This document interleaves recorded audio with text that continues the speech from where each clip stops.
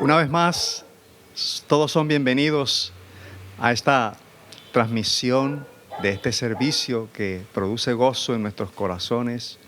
En verdad nos complace mucho, nos alegra poder compartir este tiempo de comunión con el Señor y de comunión los unos con los otros, aunque sea de una manera virtual. Toda esta situación nos ha permitido reunirnos de otra manera. Si bien no estamos físicamente, lo estamos en el espíritu. Y todos y todas son bienvenidos y bienvenidas a esta transmisión que realizamos con mucho gozo, con mucha alegría de corazón. Muchas cosas han sucedido a lo largo de todos estos meses y naturalmente a lo largo de esta semana. Cosas que han merecido nuestra oración, nuestra atención. Diversas noticias, ¿verdad?, que nos enteran de cómo está el mundo, cómo está la situación actual. Y nosotros también entonces tenemos que enterarnos las noticias de la palabra de Dios. ¿Qué nos dice la palabra de Dios? Todos son bienvenidos a este tiempo, una vez más, insisto, de comunión con Dios y de comunión los unos con los otros. Qué bueno que podemos hacerlo en el nombre del Señor. La promesa del Señor es clara cuando dice que cuando 2 o 3 se reúnen en su nombre, ahí Él está, ¿verdad? Y bajo esa promesa nosotros confiamos en que así es. Por otro lado, el Espíritu Santo que mora en nosotros, pues permanece en nuestras vidas, de tal forma que tenemos comunión con el Señor. Bienvenidos, bienvenidos. Con alegría les queremos saludar en esta hora. Y, por supuesto, también queremos que en este tiempo nos acompañen en una oración elevada al Padre Celestial. Acompáñenme en esta oración para el Dios eterno y poderoso. Dios maravilloso, en esta hora te damos gracias porque estás con nosotros y en nosotros. Gracias porque permites la comunión contigo y la comunión los unos con los otros. Gracias por sustentarnos con tu diestra de justicia, por llevarnos de triunfo en triunfo y de gloria en gloria. Gracias, Señor, por darnos tu palabra, tu evangelio. Gracias, Señor, por revelarnos tu conocimiento, Señor. Gracias, gracias, Padre, porque eres bueno. Gracias porque tu misericordia es para siempre. En este momento, Señor, ponemos esta reunión delante de ti para que tu Espíritu se glorifique. También ponemos, Señor, la situación del mundo. Ponemos el mundo que tú amas, el mundo por el cual enviaste a Jesús para que, Señor, lo sanes. No solamente los sanes del coronavirus, sino también los sanes de la corrupción. Los sanes, Señor, de la maldad que hay en el mundo. Los sanes, Señor, de todas aquellas cosas que no glorifican tu nombre. Padre bueno, cada uno de nosotros está delante de ti en esta hora, exaltando tu nombre, con el anhelo, Señor, de aprender de ti, el anhelo, Señor, de conocerte más. Revélate, Señor, en esta mañana gloriosa, con poder, te lo pedimos, Dios eterno. También, Padre bueno, en esta hora queremos implorar por aquellos que están sufriendo de diversas maneras y de diversas causas, Señor, que tú con tu bálsamo, con la presencia de tu Espíritu, llegues a sus vidas, Señor. Visita los hospitales, las casas donde hay enfermos. Visita, Señor, el hogar donde hay hambre, donde hay desempleo, donde hay dolor, donde no hay buenas relaciones. Espíritu de Dios, glorifícate, Señor, te lo pedimos de todo corazón. Oh Dios maravilloso, en esta hora, una vez más, en el nombre de Jesús también queremos pedirte la paz que necesita nuestro país, la paz que necesitan los colombianos, la paz que necesita cada individuo. En tu palabra tú prometiste que dejarías tu paz, no como el mundo la da, sino como solo tú la sabes dar. nos encomendamos nosotros y encomendamos a este país para que traigas paz a nuestra Colombia. Dios maravilloso, ahora te pedimos que tu palabra sea viva y eficaz en cada una de nuestras vidas. Tu palabra jamás vuelve a ti vacía, sino que cumple el propósito para el cual tú la envías. Te exaltamos, Señor bueno, te glorificamos. En Cristo Jesús oramos. Amén. Amén. Cantad, Dios está aquí, construye un templo en ti, un palacio de amor, un trono de gloria, hechos para el Señor. Cantad con júbilo, su amor eterno es, cuando le alabamos, su gloria nos une, llena el templo su amor. Canta, Dios está aquí.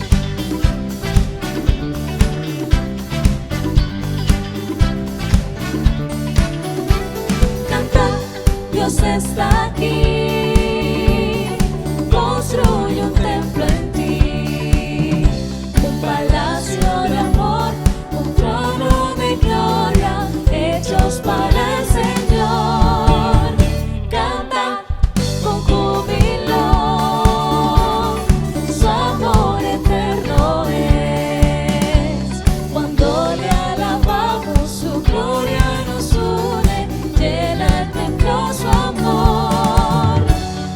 Canta, Dios está aquí.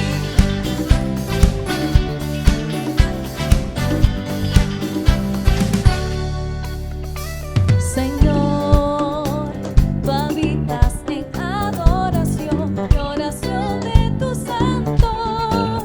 Señor, tú habitas en adoración y oración de tus santos.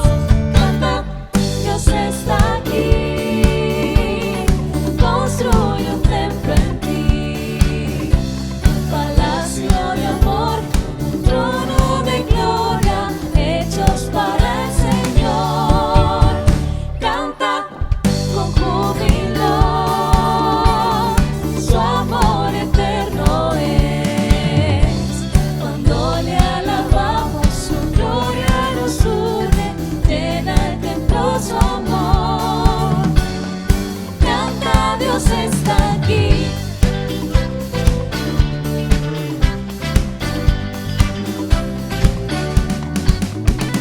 Señor, venimos en adoración, cantando y danzando con gozo por todo lo que ha hecho Dios, su nombre exaltamos. Canta, Dios está aquí, construye un templo en ti, un palacio de amor, un trono de gloria, hechos para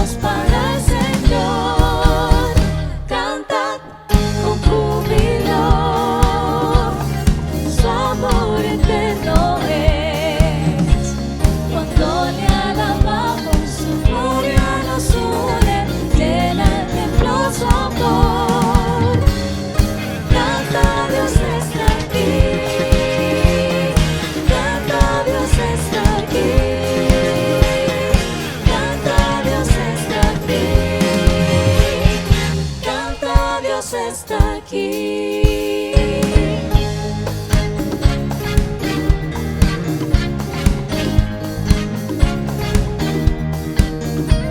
Cantad.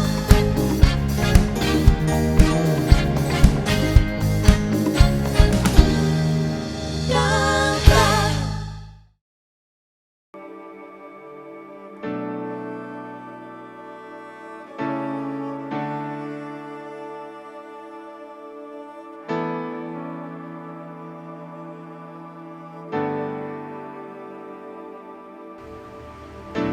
Tu voz me llama a las aguas, donde mis pies pueden fallar. Y ahí te encuentro en lo incierto, caminaré sobre el mar. A tu nombre clamaré, en ti mis ojos fijaré, en tempestad descansaré en tu poder, pues tuya soy hasta el final.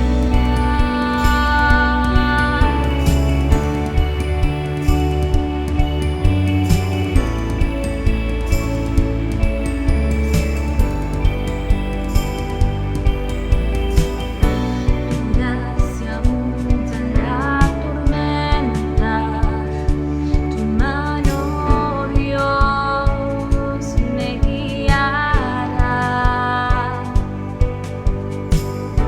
Cuando hay temor en mi camino, tú eres fiel y no cambiarás.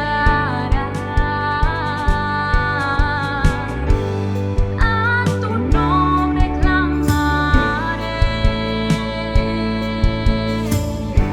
en ti mis ojos fijaré, en tempestad descansaré en tu poder, tuya soy hasta el final.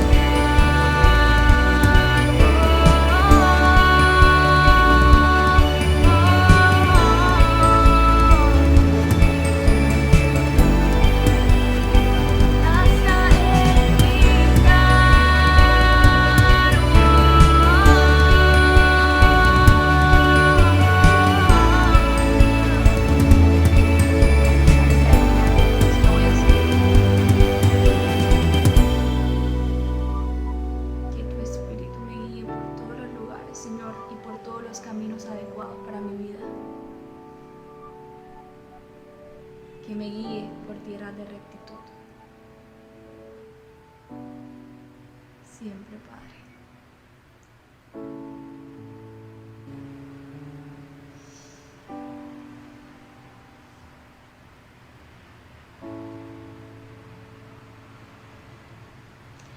Que tu espíritu me guíe sin fronteras, más allá de las barreras, a donde tú me llames.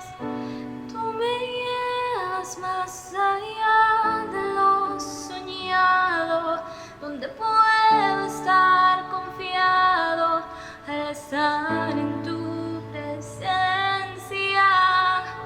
Que tu espíritu me guíe sin fronteras,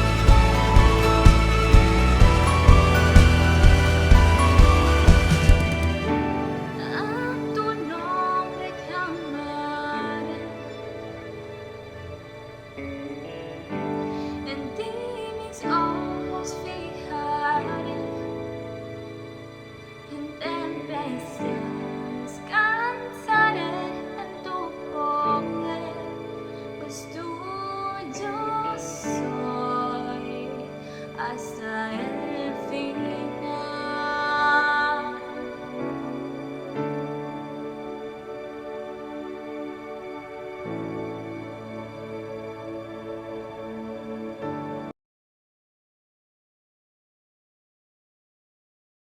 Hoy iniciamos una serie que hemos titulado Hablar con Dios.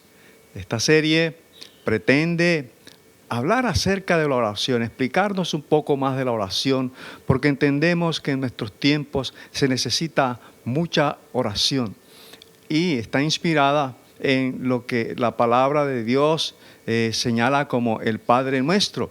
En Mateo capítulo 6, versos 9 al 13, hay una palabra lindísima que se le ha llamado el Padre Nuestro y que de esta manera la escribió Mateo. Dice: vosotros pues oraréis así: Padre nuestro que estás en el cielo, en los cielos, santificado sea tu nombre. Venga tu reino. Hágase tu voluntad como en el cielo, así también en la tierra. El pan nuestro de cada día, dánoslo hoy. Perdónanos nuestras deudas, como también nosotros perdonamos a nuestros deudores.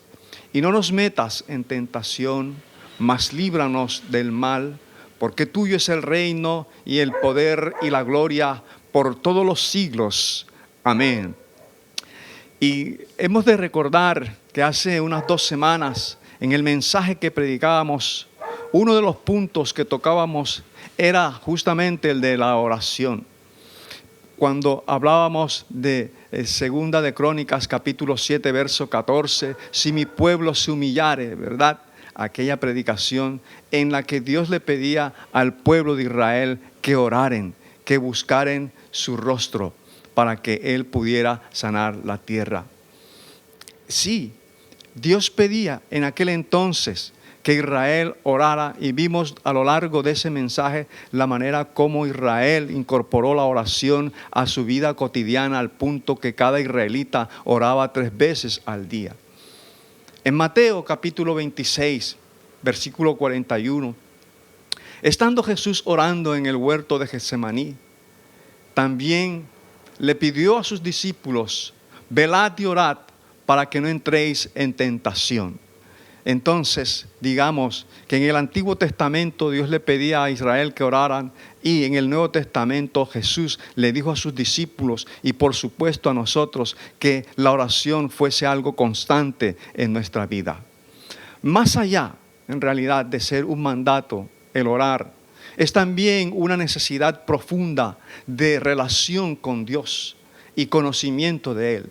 Yo creo que esto es lo más importante, la necesidad de relacionarnos de manera profunda con Dios y de conocerle más a Él.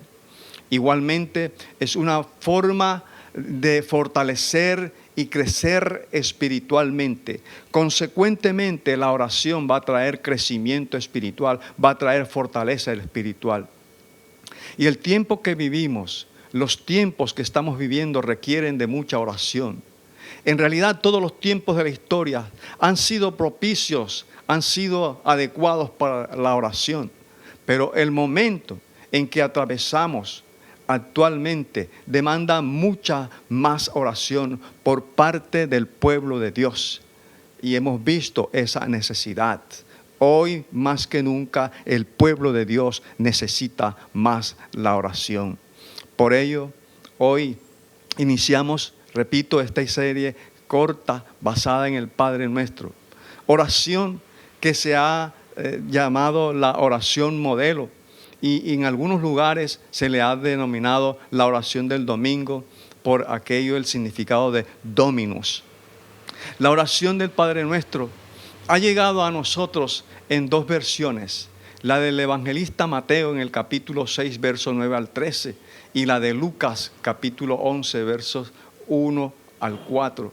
Ambas hacen clara referencia a la necesidad que los discípulos de Jesús tenían de ser instruidos en la práctica de la oración, en la práctica de la plegaria. Sin embargo, el contexto de Lucas 11:1 destaca la petición expresa, explícita, la petición clara de uno de los discípulos de Jesús. El texto dice que Jesús estaba orando y cuando terminó de orar, uno de sus discípulos se acercó a él y le dice: Maestro, oh Jesús, Señor, enséñanos a orar así como Juan enseñó a sus discípulos. Y tenemos que decir que algo hacía Jesús en la oración, algo tenía en la práctica de oración de Jesús, que este discípulo fue inquietado hasta este punto. Porque como veíamos hace unos domingos, cada judío en la práctica oraba por lo menos 3 veces al día. Pero, ¿qué hizo que este discípulo apeteciera aprender a orar como Jesús lo hacía? ¿Qué? Los rabinos habían elaborado oraciones que el pueblo aprendía mediante la liturgia en la sinagoga. Al parecer, también Juan, el precursor del Mesías, había introducido un modelo de orar muy distintivo. Nos preguntamos, o mejor, pudiese caber la pregunta: ¿no tendría Jesús entonces un modelo nuevo de plegaria? Jesús dio respuesta a la petición de su discípulo con respecto a la oración. El Padre Nuestro puede citarse en pocos segundos. Sin embargo, Jesús pasó media hora, o mejor medianoche, haciendo esta misma oración. Y en el día de hoy hay miles de millones de personas que pueden rezar esta oración, pero son mucho menos los que han aprendido a orar. Aunque se repite y se repita, en realidad son mucho menos de esos millones los que han aprendido a orar. No se trata de repetir palabras. El poder de la oración del Señor no está en realidad en las palabras, sino más bien en el modelo de pensamiento al cual se acostumbran nuestras mentes cuando nuestros pensamientos comienzan a flotar en los canales del Padre Nuestro. Nuestras mentes se renuevan a través del Padre Nuestro. Es importante advertir el orden de las peticiones del Padre Nuestro. Las primeras 3 tienen que ver con Dios y con su gloria. Las 3 siguientes requieren o se relacionan con nuestras necesidades.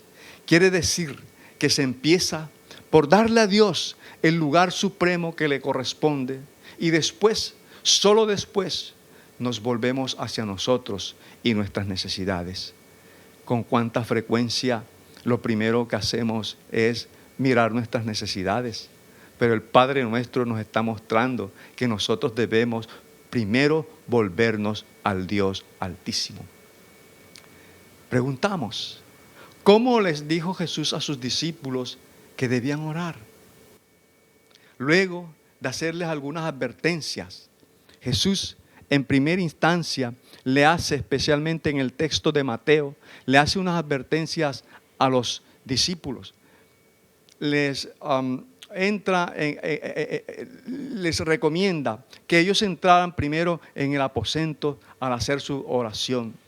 Dice que cuando oraran, entraran a su habitación, a su aposento, y cerrada la puerta, oraran al Padre, que el Padre, al orar en secreto, Él le respondería su oración en público.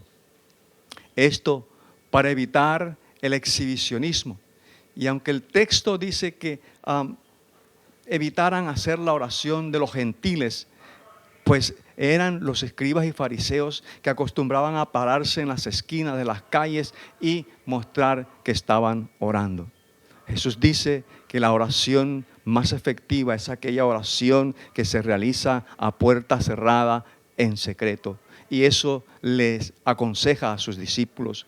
Pero igual les dice que evitaran las vanas repeticiones, que evitaran lo que el judaísmo llamaba las ejaculatorias, una serie de palabras que se convirtieron en rezos vacíos. No se trata de palabras altisonantes ni palabras para impresionar a otros, se habla, es más bien las palabras que salen del corazón. Bajo estas advertencias, entonces Jesús les dice a sus hijos, a sus discípulos, cuando oren, pues oraréis así: Padre nuestro que estás en los cielos. Y en esta primera frase encontramos dos ideas importantes que quiero compartir con ustedes. La primera, Padre, es en cierto sentido el uso de la palabra Padre aplicado a Dios no fue totalmente nuevo cuando Jesús lo introdujo como forma de invocar a Dios. El nombre Padre aplicado a Dios figura en las religiones del Antiguo Oriente, como en Grecia y en Roma clásicas. Siempre en estas culturas se basa en ideas míticas relativas o asociadas o relacionadas a un acto original de engendramiento. Escúcheme bien. En estas culturas tenía que ver con el acto de engendramiento y de descendencia natural, de descendencia física de todos los hombres de Dios. Y en Egipto, el faraón era considerado de modo especial hijo de Dios en el sentido físico. También encontramos que en el pensamiento filosófico se introdujo la idea de paternidad en el concepto de Dios. Pero muy diferente el concepto de Dios como Padre que encontramos en el Antiguo Testamento. Llama la atención, mis amados hermanos, el número escaso de veces que así aparece en el Antiguo Testamento, unas 15 veces, que se nombra a Dios con esta palabra. Cuando se hace, nos indica la revelación de Jehová. No en el sentido de Padre físico, sino la revelación de Jehová con el individuo, con la humanidad en el sentido general. Y se refiere a la relación con el pueblo de Israel, como lo establece Deuteronomio capítulo 32, verso 6 y otros textos. En ningún caso se sugiere paternidad en el sentido biológico. Dios se ha revelado como Padre en la historia de su pueblo, una historia de carácter eminentemente soterológico, es decir, que tiene que ver con la salvación. La revelación de Dios al hombre está relacionada con la salvación del hombre. Y en ese sentido, en esa revelación, el hombre lo percibe como Padre, Padre celestial. La relación de Jesús con Dios Padre era única, y única debido a lo único que era también su condición de Hijo unigénito y mediador supremo de la revelación divina. Así lo establece Mateo capítulo 11, verso 27. Sin embargo, también sus discípulos gozarían del privilegio de acercarse a Dios como hijos. Así como Jesús se acercó de esa manera, sus discípulos también tendrían ese hermoso privilegio, con la libertad y confianza, invocándole con la palabra muy familiar, Abba, que significa papá. Hay que decir que el uso de esta palabra, Abba, en la oración, jamás habría sido usada por los judíos contemporáneos de Jesús. Con los judíos de la misma época de Jesús, ellos jamás hubieran utilizado este término. La consideraban poco respetuosa, pero Jesús acabó con ese tabú injustificado de su tiempo, de su época. La oración de sus discípulos debía ser entonces un diálogo sencillo con el Padre Celestial, al que podían llamarle papá, Abba, Padre. Jesús entonces cambiando paradigmas de su época en cuanto a la oración. Este privilegio, el de tener a Dios como Padre, no iba a ser propio de todos los seres humanos. Hay que advertir esto con claridad. Solo disfrutarían ese privilegio quienes fuesen hechos hijos de Dios. Es decir, aquellos que reciben a Cristo creyendo en Él como Salvador, según lo declara Juan capítulo 1, verso 12. Aquellos que según el texto de Efesios, según el texto de Efesios 1:5, han sido adoptados como hijos suyos por medio de Jesucristo, conforme al beneplácito de su voluntad. Y en este sentido, mis amados, hay unas bendiciones propias de esa condición de ser hijos de Dios. Y quiero enumerar unas 3, 4 beneficios de esta condición de ser hijos de Dios. Al ser hijo de Dios, un beneficio es el disfrute de la misericordia del Padre. Disfrutar de la misericordia del Padre. Lucas 6:36 dice: sed pues misericordiosos, como también vuestro Padre es misericordioso. Nos indica, sí, está pidiendo a cada uno de nosotros que seamos misericordiosos, pero igual está diciendo, porque nuestro Padre es misericordioso. Y al ser misericordioso, entonces disfrutamos cada uno de nosotros de esa inmensa misericordia del Señor. Por las misericordias de Jehová no hemos sido consumidos, dice la palabra de Dios.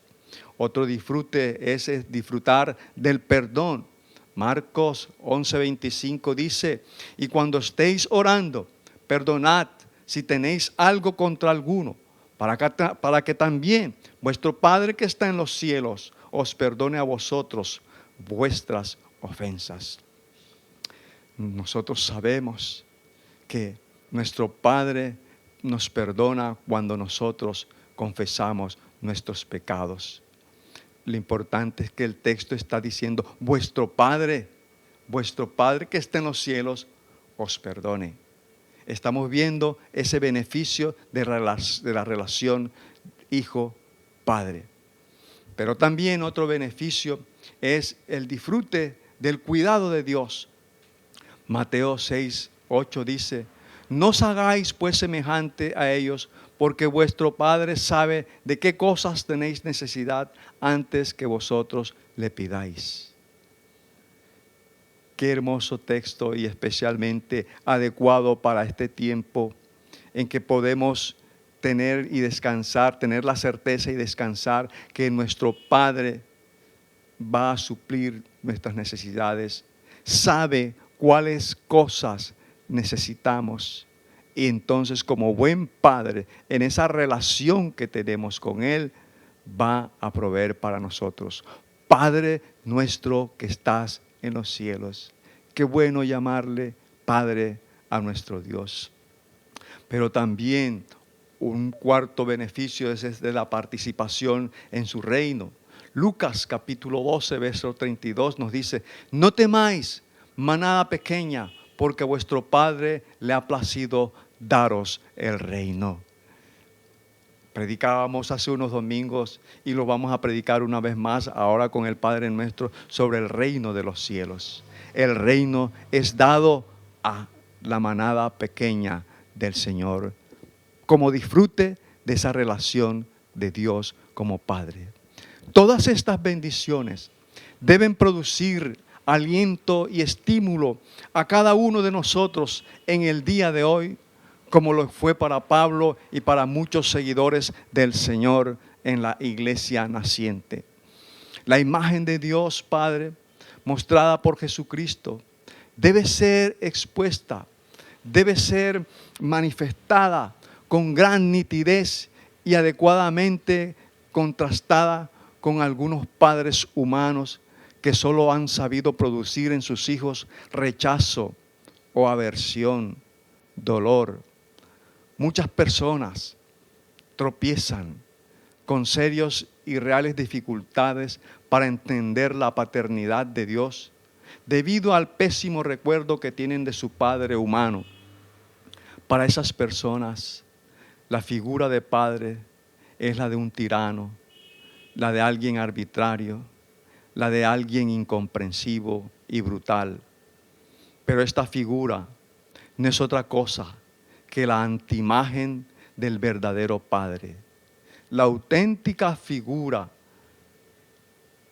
paternal es la que refleja, aunque sea de manera pálida, de manera incipiente, la justicia y el amor del Padre de nuestro Señor Jesucristo, de quien toma nombre toda nuestra parentela en los cielos y en la tierra, según lo manifiesta Efesios capítulo 3, versos 14 y 15. A la luz de esta imagen se comprende entonces cómo el Padre se compadece de sus hijos. Así entonces se compadece Dios con los que le temen. Este es un tiempo que tienes que entender que Dios se compadece de ti como Padre. Así lo dice el Salmo 103, verso 13. Por eso, invocar de veras su nombre debe infundir confianza y paz. Pero la segunda idea que comporta Padre nuestro que estás en los cielos está en la frase que estás en los cielos. También esta frase de invocación merece una especial atención de parte nuestra. Los israelitas, por ejemplo, pensaban que Dios había establecido su morada primeramente en el tabernáculo y después en el templo de Jerusalén. Pero las mentes con mayor discernimiento comprendían que el Creador de todas las cosas no podía limitar su presencia a un santuario hecho por mano humana, pues ni los cielos de los cielos pueden contener, dice el primer libro de Reyes capítulo 8 verso 27, no pueden contener a Dios. Con todo, la expresión en los cielos llegaría a ser profundamente significativa, no en el sentido cosmológico, espacial, sino en el sentido teológico. Esta expresión, que estás en los cielos, en primer lugar nos habla de la inmensidad de Dios y del alcance ilimitado de su presencia. Por ser Dios, Dios sin límite, su presencia está en todos los lugares.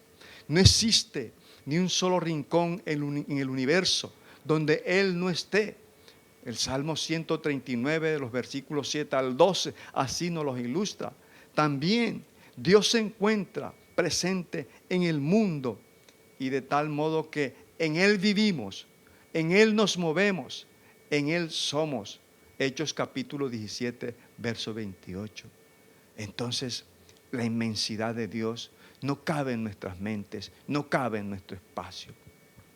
Pero también la segunda idea, que estás en los cielos, implica que Dios esté en los cielos, nos hace pensar igualmente en su santidad, en su santidad. Él habita en aquella esfera en que los serafines proclaman: santo, santo, santo es el Señor. Isaías 6:3. Haremos bien en no olvidar ni omitir este pensamiento al orar. La confianza afectiva, filial con Dios, jamás debe opacar o excluir la reverencia, la humildad y la confesión nuestra en el reconocimiento de nuestra miseria moral. En la primera declaración del Padre Nuestro se resume la vida cristiana. La palabra Padre expresa nuestra fe. La expresión de esta palabra lo describe a Él. El complemento en los cielos incluye todas nuestras esperanzas, puesto que la palabra cielo significa la perfección. También indica la calidad de vida por la cual se esfuerzan los cristianos. Qué bueno que podamos entender, Padre nuestro que estás en los cielos, en toda su dimensión. Padre nuestro que estás en los cielos, lo que sigue es: santificado sea tu nombre. Santificado sea tu nombre. Recordemos la vez que Moisés estaba en la ladera de una montaña apacentando las ovejas. Él vio una zarza que ardía y no se consumía. Esperó un momento y luego llegó hasta donde ella para observarla. En realidad Dios estaba en medio de aquella zarza, dispuesto a revelársele a Moisés su voluntad, revelarle su voluntad. Pero cuando Moisés se acercó, oyó una voz que le decía: quita tu calzado de tus pies, porque el lugar en que tú estás, tierra santa es. Éxodo 3:5. Esto significa que antes que Dios pueda hablarle al hombre, el hombre tiene que tener el respeto y la reverencia apropiados. Santificar significa rendir respeto y reverencia a Dios. Y aquí queremos hablar entonces de esa reverencia al nombre de Dios, el nombre de Dios. Ya es importante que Dios tenga nombre, claro, y que con Él se haya dado a conocer con ese nombre. Hablar del nombre de Dios es hablar de Dios. Jeremías 10:6 dice: no hay semejante a ti, oh Jehová, grande eres tú y grande tu nombre en poderío. O en el Salmo 9:10 que dice: en ti confiarán los que conocen tu nombre, por cuanto tú, Jehová, no desamparas a los que te buscan. Los que buscan a Dios en realidad son los que conocen a Dios, no simplemente los que saben que se llama Jehová. El nombre de Dios, sin el conocimiento de Dios, se convierte, mis hermanos, en una palabra mágica que supersticiosamente puede ser pronunciada con la única esperanza de que produzca los efectos deseados y a veces efectos manipuladores. Y esto entonces no es fe, sino fetichismo. La santificación del nombre de Dios es importante. La petición del Padre nuestro no puede sugerir, quiero aclarar eso, la idea de que el nombre de Dios en sí no es suficientemente santo. Eso no es lo que estaba queriendo decir Jesús en esta expresión. Por lo que necesita ser entonces santificado. No, esa idea sería un absurdo. Si el nombre expresa la naturaleza y los atributos de Dios, puede decirse con toda certeza que Dios es santo desde la eternidad. En hebreo, el nombre quiere decir la naturaleza, el carácter, la personalidad, valga la redundancia, de la persona. ¿Qué significa el verbo santificar en la petición del Padre Nuestro? El verbo griego agiazo, poco usado en la literatura secular, tiene en el lenguaje bíblico dos significados básicos: el de convertir un objeto de uso común en objeto sagrado mediante la práctica de un rito de consagración. Por supuesto, este primer significado no es aplicable a Dios. Era aplicable a los objetos que se utilizaban en el culto. El mismo templo era santo o santificado por el uso que se le daba, y los objetos que se usan en la liturgia son santificados por el uso que se le da. Pero también hay un segundo significado de agio que es aplicable a Dios. Es el considerar sagrada una persona o una cosa, por lo que debe ser objeto de respeto y reverencia. Dios es santo en sí, y santo es algo que es diferente y superior a todo lo ordinario. Pertenece a una esfera de calidad y esencia diferente. Esa es la razón por la que Dios es supremamente santo, porque Dios pertenece supremamente a una esfera distinta de vida y de ser. Teniendo en cuenta entonces el significado bíblico de la palabra santificar, podríamos expresar la petición con otra frase: que se dé a tu nombre el honor que le corresponde, que sea alabado, glorificado y reverenciado universalmente y de modo supremo. Esa fue la interpretación de muchos padres de la iglesia y de los reformadores. ¿Y por qué debemos pedir santificado sea tu nombre? Pues, mis amados, porque sencillamente está lejos de serlo en nuestro mundo. En nuestro mundo actual, el nombre de Dios no es santificado. En vez de ser honrado, el nombre de Dios es ultrajado, menospreciado y hasta ridiculizado. Asombra totalmente lo que está ocurriendo en nuestro tiempo. De muchas y variadas maneras se ha quebrantado una y otra vez el tercer mandamiento del Decálogo. No tomarás el nombre de Jehová tu Dios en vano, según lo establece Éxodo capítulo 20, verso 7. Mis amados, se profana el nombre de Dios cuando se niega, por ejemplo, la existencia de Dios. Cuando el racionalismo humanista y ateo ha pretendido borrar a Dios del mapa, ignorando su existencia. Eso es una forma de profanar el nombre de Dios, de no santificar el nombre de Dios. Cuando se jura falsamente, con facilidad, mucha gente jura por Dios de manera vana. Esa es otra forma de no santificar el nombre de Dios. Y también se profana el nombre de Dios con chistes de mal gusto acerca de Dios. Y yo creo que esta es una práctica que se debe corregir. El nombre de Dios debe ser reverenciado, debe ser tenido en alto siempre y en todas las circunstancias. Hoy, más que nunca, el espíritu de la sociedad es abiertamente y marcadamente irreverente para con Dios. En muchos lugares del planeta, el creyente puede decir, como dijo el profeta Isaías en el capítulo 6, verso 5, habito en medio de un pueblo de labios inmundos. Sí, la mayoría de nosotros hemos podido tener esta sensación por la manera como se menosprecia el nombre de Dios. Este hecho demuestra una realidad más profunda que va más allá del hecho de ofender verbalmente a Dios.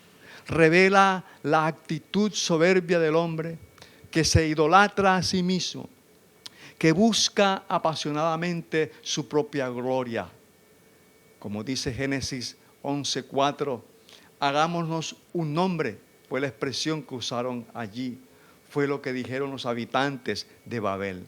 Esa era la obsesión de ellos y sigue siendo la de muchos que caen en la tentación de un absurdo endioseamiento. ¿Qué le importa a esas personas el nombre de Dios si quieren endiosarse ellos mismos?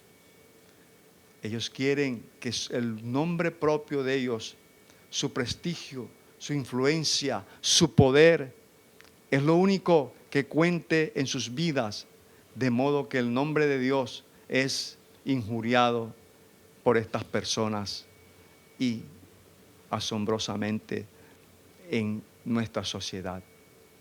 Pero ese pecado no es exclusivo de los ateos ni de los agnósticos o aquellos que son indiferentes en cuanto a lo religioso. Es frecuente también que lo encontremos en la llamada cristiandad. Son muchas las personas que, llamándose cristianos y estando inscritos en los registros de alguna confesión religiosa o alguna iglesia local, están muertas espiritualmente. Son cristianos nominales. Puede que asistan con cierta frecuencia a los servicios de la iglesia. Puede que mediante que contribuyan de alguna manera al sostenimiento de la obra. Es más, es probable que ayuden en caridad, en obra social, e incluso lleguen a orar. Pero para ellas Dios puede decir lo que un día declaró Jesús de Jerusalén: de labios me honra, pero su corazón está lejos de mí. Lo que Dios dijo una vez de Jerusalén en Isaías 29:13. Este pueblo de labios me honra, pero su corazón está lejos de mí. Hay personas que, siendo cristianos, sus vidas están lejos de Dios. Su religiosidad es totalmente externa, fruto tal vez de una tradición familiar o del entorno social, pero carecen de esencia. Para este tipo de creyentes, el nombre de Dios poco significa en su cotidianidad.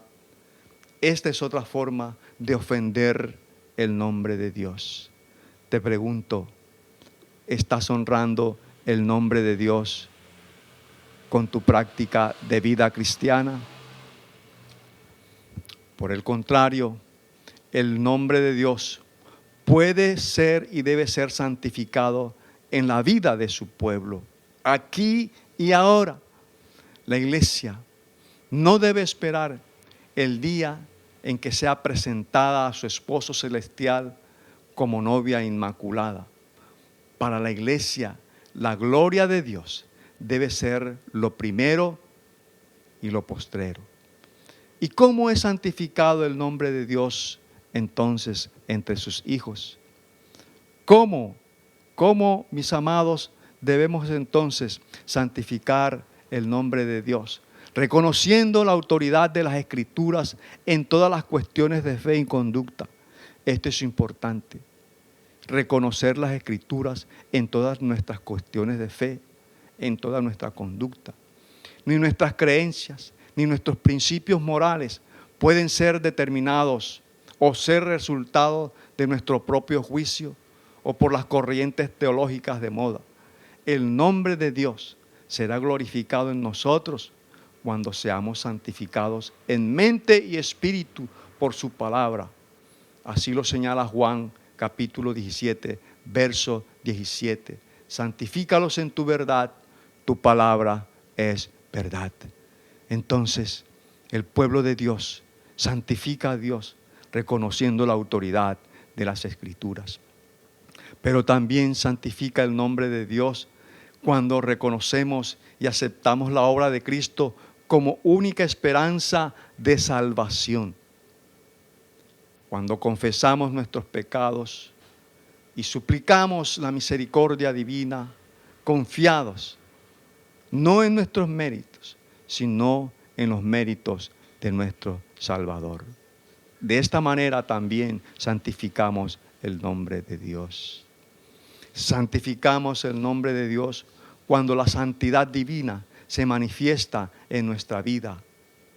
Eso quiere decir cuando nuestros pensamientos y sentimientos, cuando nuestras palabras, cuando nuestros actos reflejan el carácter de Dios, tal como se reveló en Cristo Jesús. Cuando uno comprende, mis amados, que toda la vida depende de Él, cuando nuestra vida está en función de Dios, hasta el punto de que en ocasiones la santificación del nombre nos puede llevar a entregar la vida por Dios, entonces estamos haciendo gala de la santificación.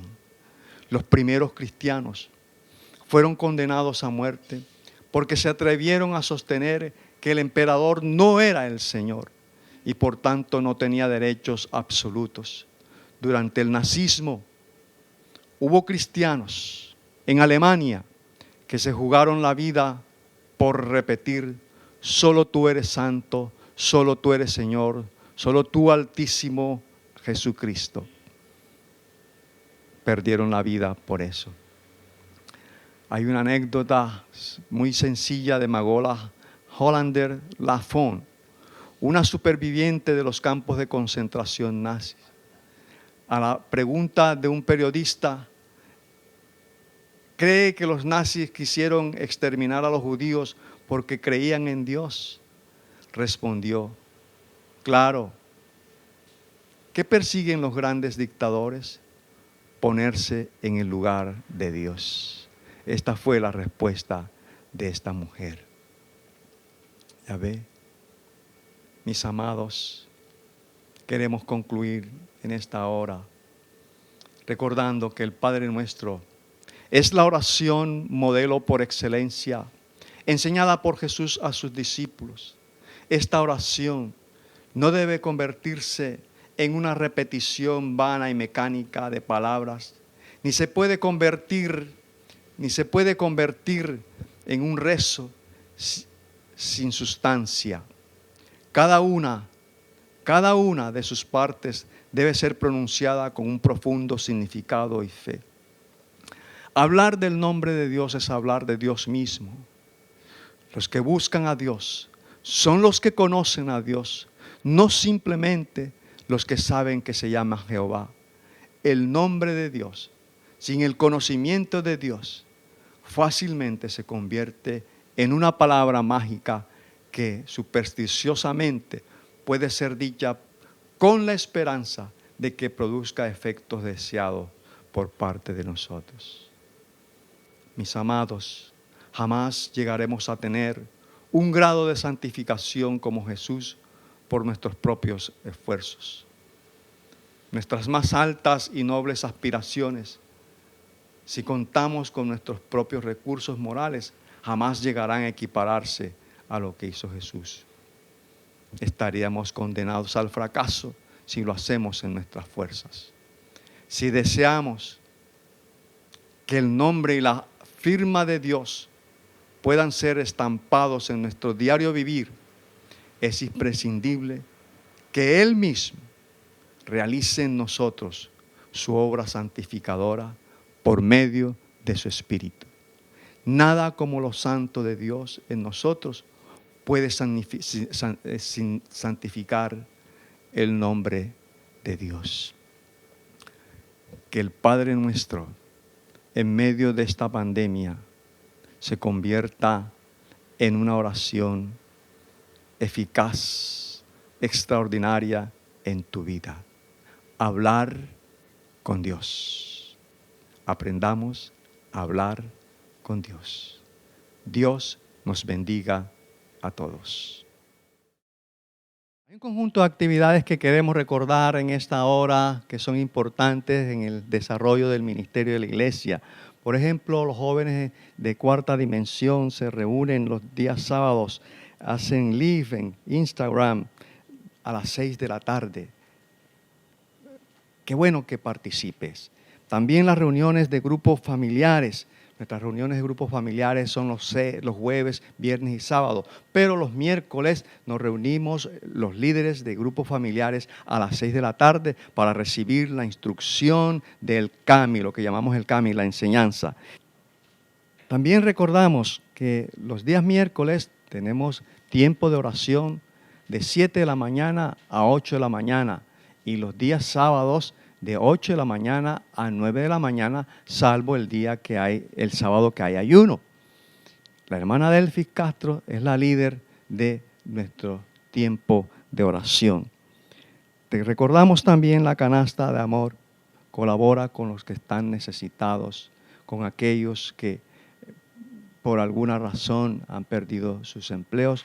Entonces necesitamos colaborar con ellos. Pero igual te recordamos no dejar de dar tus diezmos y ofrendas al Señor. La iglesia los necesita. Qué bueno que puedas ser un suscriptor nuestro y que Dios pueda bendecirte cada día más. Dios nos bendiga a todos.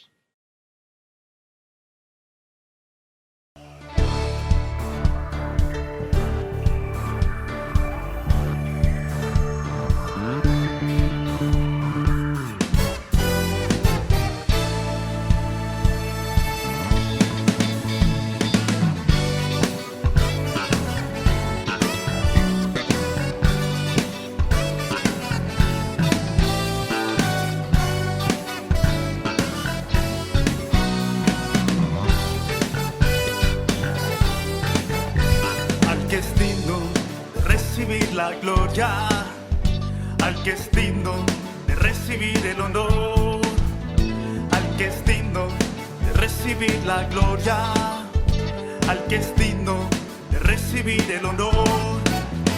Levantemos nuestras manos y adoremos a Jesús, Cordero de gloria, y exaltemos su incomparable majestad, al que vive por siempre.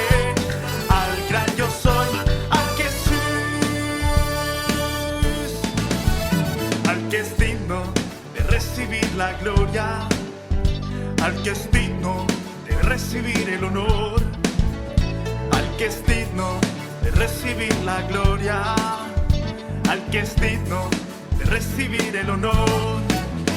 Levantemos nuestras manos y adoremos